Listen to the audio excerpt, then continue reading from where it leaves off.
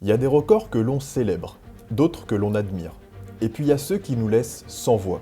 Ceux qu'on regarde avec un mélange d'admiration, de respect et d'une question qui monte doucement. Comment c'est possible d'avoir fait ça? 14 Roland-Garros. 14 fois le même vainqueur, 14 fois le même lieu, 14 fois la même domination. Et aujourd'hui, il est temps de poser la question. Pas celle qu'on pose sur les plateaux ou en conférence de presse, mais celle que tout passionné de tennis s'est déjà demandé. Est-ce que les 14 Roland-Garros de Rafael Nadal ne sont pas tout simplement le plus grand exploit de l'histoire du sport? Parce que oui, chaque discipline a ses légendes. Michael Jordan et ses 6 titres NBA sans jamais perdre une finale, Michael Phelps et ses 23 médailles d'or olympiques, Usain Bolt avec ses 3 triplés olympiques, l'homme le plus rapide de l'histoire, Lionel Messi, tous ses titres et ses 8 ballons d'or, Serena et ses 23 grands chelems, mais très concrètement, aucun ne semble avoir égalé Rafael Nadal en termes de domination et de mainmise sur une épreuve. Aucun n'a dominé un seul événement pendant aussi longtemps, contre autant d'adversité et sur un terrain aussi exigeant. 14 titres à Paris en 19 participations, 112 victoires, 4 défaites. Un taux de victoire de 97%. Un chiffre irréel qui ne devrait pas exister. C'est plus que Djokovic en Australie, beaucoup plus que Federer à Wimbledon, et plus que n'importe quel joueur dans n'importe quel sport sur un tournoi unique. Et c'est pas juste une ligne Wikipédia, c'est une dictature sportive, une emprise totale, un règne sans partage sur le grand chelem le plus impitoyable de tous. Et attention, c'est loin d'être un exploit dans une ère creuse, c'est pas une domination construite dans le vide. Nadal a triomphé face aux meilleurs, contre l'unique Federer, contre le GOAT Djokovic, contre la machine Murray et le surpuissant Thiem. Il a battu des champions, des numéros 1, des légendes en devenir, donc il n'a pas gagné parce que personne ne pouvait le battre, il a gagné parce que personne n'a su comment le faire. Alors aujourd'hui, on va faire ce que personne n'a vraiment osé faire, comparer ce qui n'est jamais comparé et mettre ce record face au reste du monde. Quels autres exploits toutes disciplines confondues peuvent prétendre rivaliser? Et surtout, est-ce qu'on reverra un jour une telle domination? Et vous allez voir que pour répondre à cette question, il suffira pas de parler tennis, il faudra parler endurance, résilience, douleur, parce que Roland-Garros, c'est pas qu'un tournoi, c'est un champ de bataille. Et pendant presque 20 ans, un seul homme en est ressorti vivant. Alors les amis, accrochez-vous, parce que c'est pas qu'une vidéo sur Nadal, c'est une enquête sur ce que le sport peut produire de plus inhumain, et peut-être sur le plus grand exploit que le sport ait jamais vu.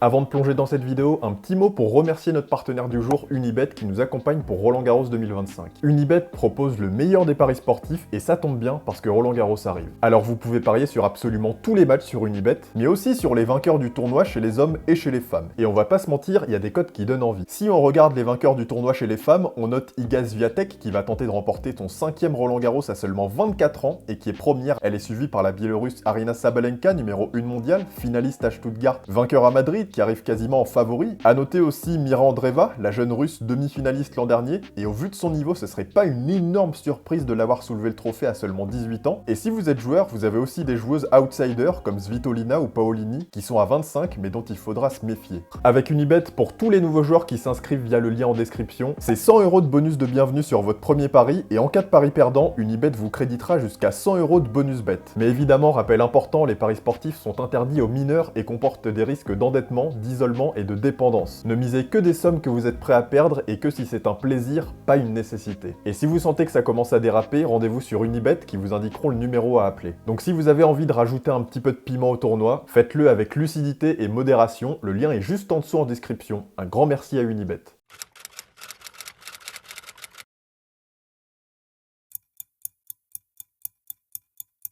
Rafael Nadal n'a pas seulement joué sur terre. Il a créé un standard, un nouveau langage tennistique, qu'il est le seul à vraiment maîtriser. Son jeu, c'est une réponse parfaite à toutes les contraintes de cette surface. Sur dur, on frappe, sur gazon, on conclut, mais sur terre, on survit. Et Nadal, lui, il ne fait pas que survivre, il impose son rythme. Son coup droit lifté, c'est une arme absolue, un uppercut en rotation, un effet de balle monstrueux, parfois au-delà de 3500 tours par minute. Impossible à prendre tôt, impossible à contrer. Tu recules ou tu craques. Son revers, on l'a longtemps considéré comme plus faible. Mais sur terre, il est chirurgical, capable de neutraliser, de tenir la diagonale et d'ouvrir le court quand il faut frapper le long de ligne. Son déplacement, inégalée. Il ne glisse pas sur la terre, il la lie, il l'absorbe. Chaque glissade est un équilibre maîtrisé. Chaque pas anticipé avant même que la balle parte. Mais ce qui rend Nadal intouchable, c'est pas juste sa technique, c'est sa lecture tactique du temps. Sur terre battue, le temps est plus long. Chaque balle ralentit, chaque point dure plus. Et plus l'échange s'allonge, plus Nadal devient dangereux. Il est capable de relancer depuis la bâche, de défendre pendant 20 frappes, et de sortir une contre-attaque quand l'autre pensait avoir gagné le point à 2 reprises. Il n'envoie pas un missile à chaque coup,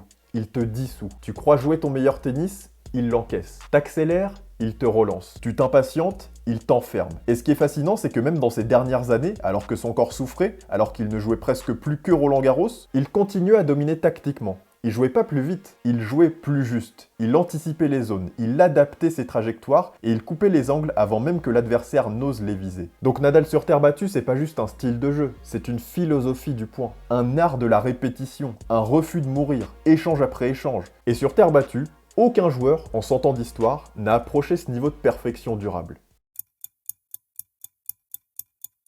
Mais tout ce qu'on vient de dire sur son jeu, ça ne fonctionnerait pas s'il n'y avait pas le mental. Parce qu'à Roland-Garros, tu gagnes pas avec une belle main. Tu gagnes avec un cœur qui bat fort et une tête qui refuse de céder. Ici, les matchs ne durent pas 2 sets, ils durent une vie en accéléré. Les points sont longs, étouffants, la terre ralentit tout, mais accélère l'usure mentale. C'est un test de volonté pure, et un test où Nadal n'a jamais vraiment flanché. Tu veux savoir ce qu'est un joueur qui est construit pour Roland-Garros? Bah, c'est un joueur qui perd un set contre Diego Schwartzmann en quart de finale dans des conditions lourdes et humides, et qui ne bronche pas. Pas un geste d'agacement, pas une crispation. Juste un regard fixe et une intention intacte. Ou encore 2022 contre Félix Auger-Aliassime, un 5e set tendu, à 36 ans, le corps marqué, les douleurs connues, même un pied endormi, mais le mental toujours imperméable. Et sur terre, la question n'est pas qui frappe le plus fort, mais bien qui abandonne en dernier. Et Nadal, il abandonne jamais, jamais. Il a construit une réputation où perdre un set ne veut plus rien dire, et où mener contre lui devient presque un piège. Parce que tu crois l'avoir, et c'est à ce moment-là que tu te crispes. C'est là que Rafa ne va plus rien lâcher. Et que toi tu commences à douter. C'est ça le vrai mental. Pas celui qui te fait hurler quand tu gagnes un point, c'est celui qui te fait respirer plus fort quand tu viens d'en perdre 10. Rafael Nadal, c'est aussi l'homme des 5-7 et des retours impossibles. Des retournements de situation, des breaks repris dans la foulée, des adversaires qui le dominent jusqu'à ce qu'ils n'en puissent plus. Il use, il gratte, il attend, et il est encore là quand l'autre n'a plus rien à donner. On dit souvent que Roland-Garros est une guerre. Alors Rafael Nadal, c'est bien le soldat que tu ne veux jamais avoir en face. Parce qu'il vient pas pour jouer. Il vient pour résister. Et il sait que sur cette surface, celui qui résiste le plus longtemps gagne toujours. On dit souvent que Roland-Garros est le tournoi le plus difficile à dompter. Mais pour Nadal, Paris n'a jamais été une épreuve. C'est devenu un allié. Le tournoi a ses spécificités, ses codes, ses caprices, une terre battue lente, des balles lourdes, parfois humides, des journées étouffantes, des soirées fraîches et piégeuses, et tout, absolument tout, semble avoir été taillé pour lui. Les balles, elles sont plus lourdes qu'ailleurs, et justement, c'est parfait pour son lift. Elles accrochent mieux la raquette, tournent davantage et rebondissent plus haut. La surface, lente, rugueuse et absorbante, elle donne à Nadal le luxe du temps. Du temps pour défendre, du temps pour construire et pour user. Et Nadal avec du temps, c'est pas une bonne nouvelle pour toi. Il fait chaud, c'est encore pire. Son lift prend feu. La balle bondit au-dessus des épaules. Tu joues contre un trampoline. Il pleut, le terrain devient collant, la balle plus molle. Mais Nadal s'adapte et raccourcit la filière. Il joue plus bas, plus court, mais toujours plus juste. Le vent souffle, il reste stoïque. Il ajuste, il s'ancre, il attend. Là où d'autres pestent, s'agacent, déjouent, lui s'adapte en permanence. Parce qu'il connaît ce tournoi mieux que quiconque, il sait comment il fonctionne, il sait comment il évolue, il sait même comment il trahit ceux qui veulent le dominer trop vite. Chaque centimètre carré du Châtrier a vu Nadal glisser. Chaque tribune, chaque recoin, chaque ligne fait partie de son royaume. Il n'a pas conquis Paris, il l'a apprivoisé. Et depuis, la Terre Rouge, elle aussi, semble avoir décidé. Tant que Nadal sera là, elle sera pour lui. Il y a les statistiques, il y a la tactique, il y a la condition physique, mais il y a aussi le poids du mythe. Et ce poids, à Roland-Garros, c'est Rafael Nadal. Parce qu'avant même de frapper une balle, avant même de sentir la terre, il est déjà là. Pas juste en face de toi, mais dans ta tête. Federer, Djokovic, Ferrer, Ruud, Soderling, tous l'ont affronté ici, tous l'ont défié, et tous, à un moment, ont reconnu parfois à demi-mot qu'à Paris, Nadal, c'est une autre entité. C'est comme affronter un mur, tu sens qu'il est partout. C'est une montagne émotionnelle et physique. Et quand les plus grands champions de l'histoire parlent ainsi d'un adversaire, bah tu comprends qu'on est au-delà du tennis. Sur le Châtrier, Nadal c'est pas juste un joueur, c'est un monument, une silhouette impossible à contourner. Une énergie que même les tribunes respectent. Quand il entre sur le court, l'air semble plus lourd et le défi de le battre impossible. Et c'est ça le vrai pouvoir, pas juste gagner, mais faire douter l'autre avant même que le match commence. Tu peux être dans la forme de ta vie, tu peux avoir un plan, une stratégie, des repères, mais une partie de toi le sait déjà. Tu ne bats pas Nadal à Roland-Garros. T'espères juste exister et faire un bon match. Et c'est là que réside la plus grande forme de domination. Pas dans la force brute, pas dans la technique, mais dans le poids invisible qu'on dépose dans la tête de l'autre. Une aura, un vertige. Pendant 20 ans, Nadal n'a pas seulement battu des adversaires, il a battu leurs espoirs, leurs convictions. Et c'est peut-être ça le plus effrayant à Roland-Garros. C'est pas Nadal qu'on affronte, c'est l'idée même de Nadal.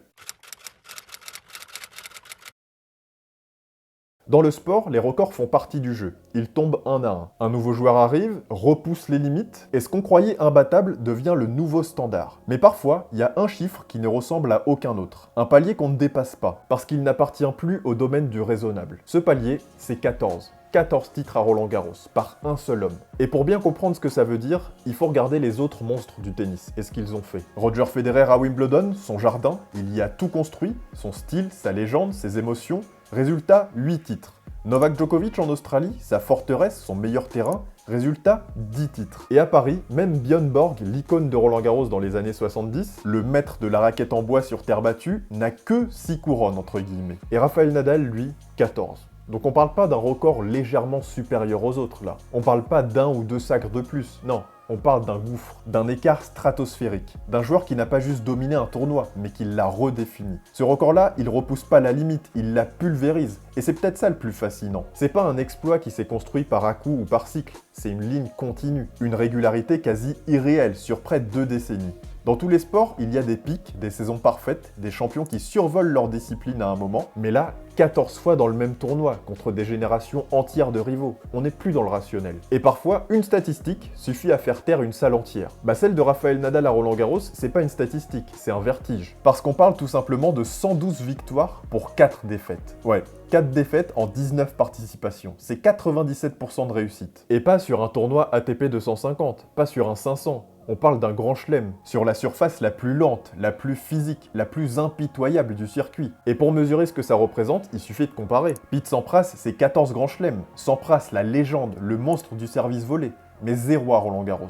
Donc en cumulant tous ces majeurs, il a fait ce que Nadal a fait sur un seul tournoi. Djokovic, le plus titré de l'histoire avec 24 majeurs, il n'a que 3 Roland-Garros entre guillemets et il lui a fallu 10 duels contre Nadal pour en gagner que 2. Et ça, c'est Djokovic, le seul qui ait réellement posé des problèmes à Rafa. Tu veux une autre image ? Sur les 3 joueurs qui l'ont battu à Roland-Garros, on a Robin Söderling, un exploit irréel en 2009, même si Rafa était blessé et malade, Novak Djokovic en 2015 et 2021, et Zverev en 2024 quand Rafa était fracassé. C'est tout, personne d'autre n'a réussi. Jamais. Donc c'est une muraille qui s'est dressée année après année devant chaque génération d'aspirants rois. Et à une époque où les exploits sont éphémères, où les corps lâchent vite, où la concurrence n'a jamais été aussi dense, Nadal a tenu. Il a encaissé et il a gagné. Ce record représente un niveau de constance qu'on ne retrouve nulle part ailleurs. Ni au tennis, ni dans aucun autre sport individuel. Parmi toutes les surfaces du tennis, la terre battue c'est celle qui ne ment jamais et qui ne pardonne ni imprécision, ni précipitation. Celle où tu dois gagner chaque point 2 fois. Sur dur ou sur gazon, tu peux servir 25 aces, frapper des coups gagnants à l'appel et te tirer d'un mauvais match par une série de fulgurances. Mais sur terre, non. Il faut construire, user, glisser, recommencer, s'adapter et résister. Pas de raccourci, pas d'envolée magique, pas de miracle. C'est le marathon du tennis. C'est le test du mental, du physique et parfois même de l'âme. Et dans cet enfer rouge, Rafael Nadal a dominé pendant 15 ans plusieurs générations de joueurs. Contre tous les styles, contre des adversaires au sommet de leur art. Federer et son génie fluide, Djokovic et son mur défensif, Wawrinka, Thiem, Zverev, Ruud et tant d'autres. Et sur tout ce temps-là, un seul homme a réussi à le battre 2 fois à Roland-Garros, Novak Djokovic. 2 fois en 10 affrontements. C'est déjà héroïque, mais ça veut aussi dire que Nadal a gagné 8 fois sur 10 face à son plus grand rival, sur la surface la plus exigeante, dans le tournoi le plus symbolique. Et tous les autres, certains n'ont jamais gagné un set, d'autres n'ont jamais trouvé la solution. Tous ont été aspirés par ce désert rouge où Nadal, lui, n'a jamais perdu son chemin. Petite pause dans cette vidéo parce que beaucoup d'entre vous ne sont toujours pas abonnés à la chaîne, alors n'hésitez pas à vous abonner, ça nous aide énormément et ça nous encourage à continuer à raconter le tennis avec passion. Et n'oubliez pas d'activer la cloche pour être prévenu quand les prochaines vidéos sortent. Merci beaucoup. Quand on sort du tennis, qu'on élargit le champ de vision, on entre sur le terrain des mythes universels, des exploits qui dépassent les disciplines, des records qu'on grave dans la culture populaire. Des noms qu'on cite même quand on ne suit pas le sport. Mais alors, où se situent les 14 Roland-Garros de Rafael Nadal? Quel est leur poids réel dans l'histoire du sport mondial? Commençons par Michael Jordan. 6 titres NBA, 6 finales et 6 victoires, une domination totale, incontestable, mais c'est un sport collectif, avec un effectif, un coach, une organisation. Il y avait Pippen, il y avait Rodman. Nadal, lui, il n'y avait pas de coéquipier, pas de remplaçant, donc pas de plan B. Il entre seul, il joue seul et il gagne seul. On a aussi Tiger Woods, 15 majeurs, l'une des plus grandes carrières de tous les temps. Mais attention, en golf, chaque saison offre 4 chances de gagner un majeur. Et Tiger a joué plus de 80 majeurs. Nadal, c'est 19 participations à Roland-Garros et 14 titres, donc 14 sur 19, contre 15 sur 80, donc l'écart est gigantesque. Et puis, il y a Usain Bolt, 3 triplés olympiques, 100 mètres, 200 mètres, relais. Une domination mythique, une aura incomparable, mais ça reste concentré sur 9 courses individuelles, sur 3 éditions des Jeux, soit quelques secondes tous les 4 ans. Nadal, lui, il a joué des centaines de sets à Roland-Garros, avec des énormes combats de 4 heures, de 5 heures, sous la chaleur et face à des rivaux qui l'analysaient chaque année. Donc c'était pas un sprint, mais une guerre. Et Nadal a gagné 14 batailles. Enfin, Michael Phelps, 23 médailles d'or olympiques. Un monstre, mais dans plusieurs disciplines. 100 mètres, 200 mètres, papillon, nage libre, 4 nages, relais. Nadal, ça reste un seul tournoi, une seule surface, un seul format. Terre battue au meilleur des 5 sets, à Paris, contre les meilleurs. Alors bien sûr, on dit pas que Jordan, Woods, Phelps, Bolt sont inférieurs, jamais. Ce qu'on dit, c'est qu'aucun d'entre eux a dominé un événement, une épreuve, comme Nadal a dominé Roland-Garros. Parce qu'il ne s'agit pas que de gagner, il s'agit de tenir, de revenir, de défendre le titre avec cette pression immense. Parce que si tu gagnes pas, c'est un tremblement de terre. Et pendant que les autres avaient des cycles, Nadal, lui, avait une ligne droite. Une seule ligne, de 2005 à 2022. Un homme, un tournoi et une victoire. Donc dans tous les sports, il y a des champions, des dominations, des empires. Mais quand on resserre le cadre et qu'on parle plus d'une carrière mais d'un seul événement, alors là, les comparaisons possibles deviennent beaucoup plus rares. Parce que la vraie question, c'est celle-ci. Dans quel autre sport un seul homme a autant écrasé, autant possédé, autant défiguré la concurrence sur un seul tournoi comme l'a fait Rafael Nadal à Roland-Garros? On l'a dit, dans le tennis, c'est pas le cas. Federer, oui, Wimbledon, très bien, mais on n'y est pas du tout. Sachant qu'il a subi 4 défaites en finale et des sorties précoces, et il a fini par y être battu souvent. Djokovic à Melbourne, 10 Open d'Australie, un mur quasi infranchissable sur la Rod Laver Arena, et une maîtrise, une hégémonie sur ce court qui peut rappeler celle de Rafa sur le Châtrier. Mais une désillusion en 2017 contre Istomin, en 2018 contre Chung, des joueurs comme Tsonga ou Wawrinka qui ont trouvé la faille, et une nouvelle génération plus du tout peureuse avec Sinner et Zverev qui l'ont fait tomber. Serena Williams à l'Open d'Australie, 7 titres, légendaires, mais dans les chiffres, on n'est pas du tout sur ce qu'a fait Rafa. Donc ce sont des exploits formidables, mais aucun d'entre eux n'a tenu dans la durée, dans un seul et même tournoi. Parce que Nadal, il n'a pas gagné par cycle, il n'a pas eu 2 ou 3 bonnes années, il a verrouillé le tournoi pendant 2 décennies. Et Federer, il l'a éjecté année après année. Djokovic, il l'a contenu jusqu'à ce que le Serbe y arrive. Mais on a quand même eu un enchaînement fou de 2012, 2013, 2014, avec des gros matchs qui ont toujours basculé pour Rafa. Et des teams, des Ferrer, des Murray, qui étaient monstrueux, n'ont jamais trouvé la clé, toujours battus par le même. Donc là, on est sur un exploit de longévité complètement dingue. C'est comme si Usain Bolt avait gagné le 100 mètres sur 5 JO d'affilée. Comme si Tiger Woods avait remporté 14 Masters d'Augusta. Nadal a traversé les époques et a gagné avec un corps cabossé, avec un style de jeu qui use. Et pourtant, contre des adversaires affûtés, surmotivés, et souvent meilleur que lui sur d'autres surfaces. Et malgré ça, personne, ou presque, n'a su lui enlever le trône. Il a étouffé la concurrence et il a empêché les autres de construire leur propre légende à Paris. Donc à partir de 2005, c'est une prise de pouvoir historique contre des gros rivaux, et sur une durée qu'aucun autre athlète, dans aucun autre sport, n'a jamais connu en termes de succès. C'est simple, Nadal n'a pas joué Roland-Garros, il a fini par devenir Roland-Garros.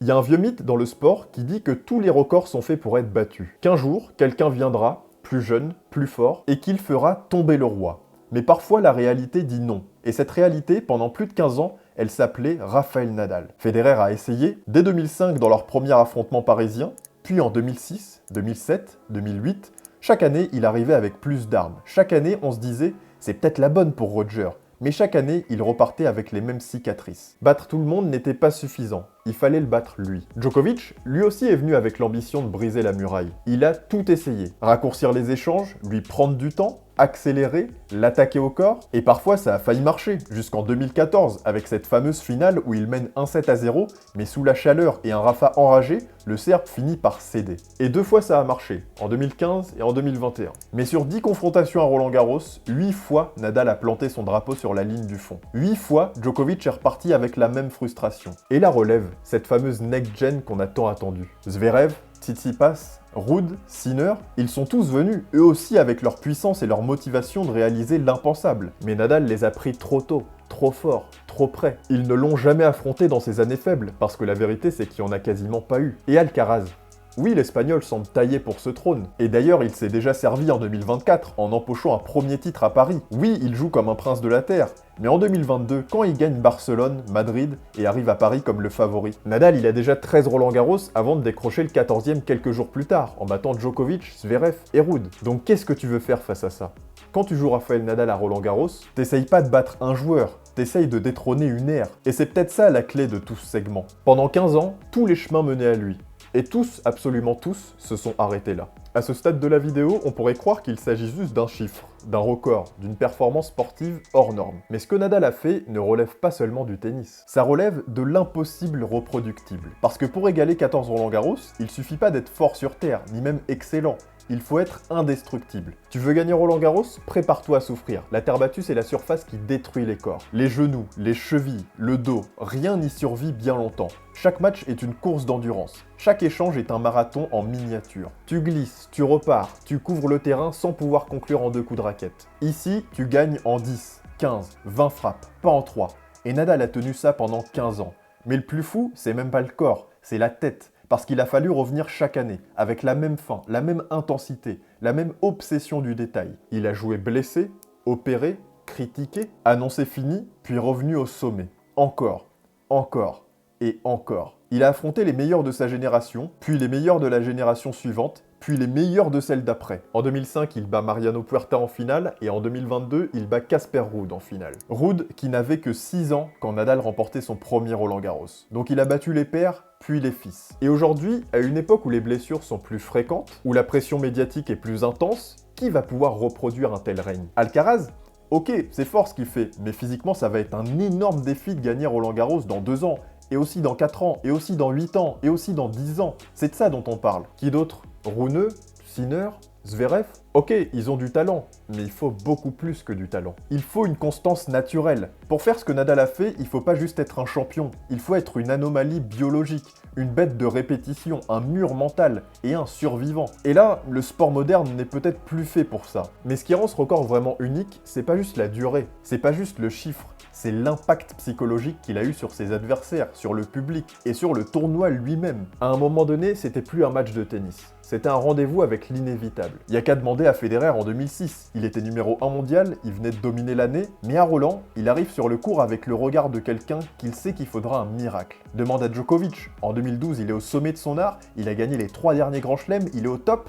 Mais à Paris, il se heurte à cet ogre, un mur rouge infranchissable. Demandez à Ruud, demandez à Thiem, demandez à Soderling. Ils entrent sur le court, pas de problème, ils sont en forme, ils ont du talent, ils ont la tactique, la stratégie, le plan. Mais dans le regard, il y a ce petit quelque chose, ce reflet de fatalité. Parce que là-bas, tu jouais pas contre Nadal, tu jouais contre l'histoire. Tu jouais contre le souvenir de ses 112 victoires, contre les 14 fois où il a soulevé la coupe. Contre le public qui l'attendait comme une tradition, contre une terre battue qui semblait avoir choisi son maître. C'est comme si le terrain lui appartenait et comme si chaque rebond obéissait à sa loi. Comme si le central du Châtrier était construit autour de lui. Et ça se programme pas, ça se reproduit pas. On peut égaler des titres, on peut faire tomber des statistiques, mais on ne recréera jamais cette aura et cette présence mentale. Donc Roland-Garros, c'était plus un tournoi, c'était son royaume. Et chaque joueur qui entrait sur ce court n'affrontait pas un adversaire, il affrontait une atmosphère, une fatalité. Contre Nadal à Roland, t'avais pas juste une balle à jouer, tu devais survivre à une prophétie. Comparer les records entre disciplines, c'est toujours tentant, mais c'est aussi un terrain glissant. Parce que chaque sport a ses règles, ses formats, ses marges d'erreur et ses propres formes de souffrance. Le basket, c'est un jeu collectif, tu peux avoir un soir sans et ton équipe te rattrape. Jordan a brillé bien sûr, mais chaque titre NBA, c'est un puzzle de 82 matchs. Des playoffs, une alchimie fragile. Le foot, c'est pareil, peut-être même encore plus incertain. Tu touches 50 ballons dans un match, parfois moins. Un but suffit à faire basculer un match, et parfois c'est un coéquipier qui peut te faire briller. La natation, c'est quelques secondes, une ligne droite, un monde mesuré au centième. Le golf, une performance sur 4 jours, avec 150 adversaires, mais aucun face-à-face direct. Mais le tennis, lui, c'est un sport à nu, un duel, un bras de fer, sans remplaçant, sans manager, sans coaching pendant le match. Ah non, ça c'est plus le cas. Mais tu joues contre l'autre, et tu joues aussi contre toi-même. Contre ton corps, ton souffle, ton doute, pendant 3, 4, 5 heures, parfois plus. Et sur terre battue, tu rajoutes la lenteur, l'usure, les faux rebonds, la nécessité de tout construire point après point, parce que rien ne vient gratuitement. Donc tu gagnes pas par hasard. Alors maintenant, imagine que dans ce contexte, un homme soit parvenu à dominer ce sport sur cette surface, dans ce tournoi, à 14 reprises. Un tournoi qui te laisse pas tricher, où le physique use, où le mental se consume, où la moindre faiblesse est punie. Alors oui, on peut parler de Jordan, de Phelps, de Bolt, de Woods, mais ce qu'a fait Nadal, je pense très sincèrement qu'on est encore au-dessus. C'est une forme de domination qui n'existe nulle part ailleurs. Et peut-être que le vrai débat, c'est pas peut-on comparer, mais plutôt dans combien de temps quelqu'un refera quelque chose comme ça. Est-ce que quelqu'un refera quelque chose comme ça? 112 victoires pour 4 défaites, sur la surface la plus lente, la plus exigeante. Ça devrait pas être possible, même pas plausible. Et pourtant c'est arrivé, pendant près de 2 décennies. Rafael Nadal a privatisé Roland-Garros. Chaque année les meilleurs y allaient et repartaient avec la même gifle. Personne n'a pu percer l'armure. Et c'est pas juste un chiffre, c'est une succession de victoires contre plusieurs générations, sur une surface qui ne pardonne rien. Dans un sport qui bouge vite, où tout le monde progresse, où les carrières sont fragiles. Donc c'est un énorme bug dans la matrice du sport. Et si on ne l'a pas encore totalement compris, c'est peut-être parce qu'on l'a vu trop souvent. Parce que pour nous, Nadal qui gagne à Roland-Garros, c'était devenu normal. Et là, maintenant qu'il est plus là et que Roland-Garros redevient un peu imprévisible, on comprend qu'un règne de 14 titres sur cette terre, c'est un miracle en continu. On se dit que c'est le plus grand record. Parce que Rafael Nadal et Roland-Garros, c'est une histoire d'amour et de chiffres qui ne reviendront jamais. Mais peut-être que la magie du sport, elle ne se résume pas à des chiffres, pas à des pourcentages, pas à des trophées. Peut-être que la magie du sport, c'est qu'il ouvre des débats impossibles, qu'il fait naître des légendes qu'on ne peut pas comparer, mais qu'on peut raconter. Et cette histoire-là, celle des 14 Roland-Garros de Nadal, elle est unique. Mais est-elle véritablement la plus grande? Bah ça c'est à toi de me le dire dans les commentaires si tu penses que les 14 Roland de Rafa sont le plus grand exploit de l'histoire du sport. Et si tu penses qu'un autre record mérite cette couronne, n'hésite surtout pas à me le dire dans les commentaires de qui il s'agit. J'ai essayé de déterminer dans cette vidéo qui va s'afficher le plus grand sportif de l'histoire du sport moderne. Et crois-moi que ça a été difficile, mais je crois que c'est plutôt réaliste. Je t'en dis pas plus. Ciao!